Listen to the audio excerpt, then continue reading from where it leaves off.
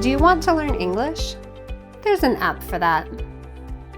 There are hundreds of apps that will help you or your child learn to read in English. But apps for reading in a minority language? That's a different story. 9 years ago, an SIL literacy specialist in Papua New Guinea struggled with that exact issue. Is there a tool that I could use to create an app for the minority languages that I work with?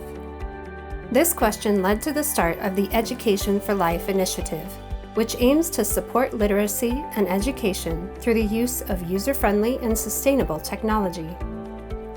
A recent survey found that 97% of schools in Papua New Guinea have no library at all. Talking Books sought to meet that need by providing an electronic library that could be shared easily and cost nothing. Dahuet ke menahawa pare. Ingo ahipau banot.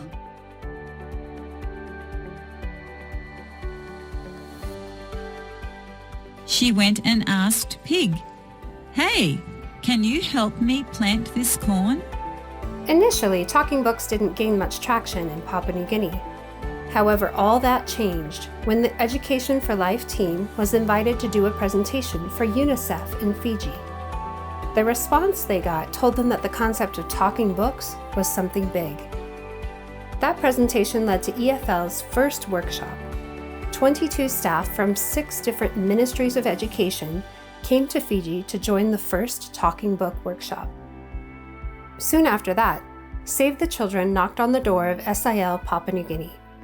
They were starting a 5-year-long project, and the Education for Life team was tasked to bring an e-library of talking books to 30 schools.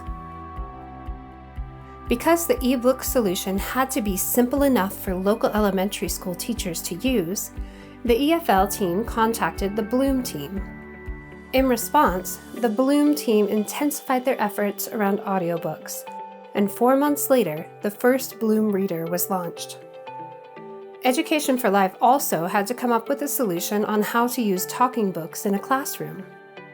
Together with SIL colleagues and the GTIS experts in Waxhaw, a Solar Projector Kit was developed, consisting of an LED projector, a solar panel, an Android phone, and a Bluetooth speaker. This was revolutionary. Schools in remote areas, without access to power, were now using a projector in their classrooms every day. Over a period of 3 years, this kit was tested in 30 rural schools across 3 different provinces. The pilot was very successful. Children who had often skipped classes started coming to school, and many children even stayed after school for a reading hour. Today, the solar kits are being used in around 150 schools throughout Papua New Guinea. During the Save the Children project, the team was asked if they could also produce Bloom books in sign language. Once again, the Bloom team rose to the occasion and added this feature to Bloom. That allowed Education for Life to produce hundreds of Bloom books for deaf children.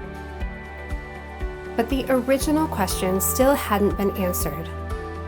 Can we give a tool to SIL teams that will help them to create interactive activities to teach in vernacular languages? The answer is yes.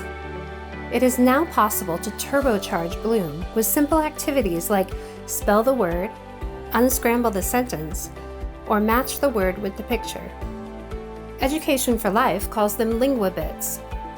They are currently developing online training material for using LinguaBits, and they have templates available to get language teams started quickly. Recently, an SIL translation advisor incorporated these LinguaBits into a full 3-year vernacular preschool curriculum in the Abao language. 120 teachers were trained to implement the curriculum in Abao schools, and the solar kits will be used in 26 locations throughout the Abao language area. Education for Life is excited to see how this technology can be used by more SIL teams throughout the world. Do you want to know more about Education for Life, their Solar Projector Kit, or LinguaBits? Check out their website at www.mytalkingbooks.org.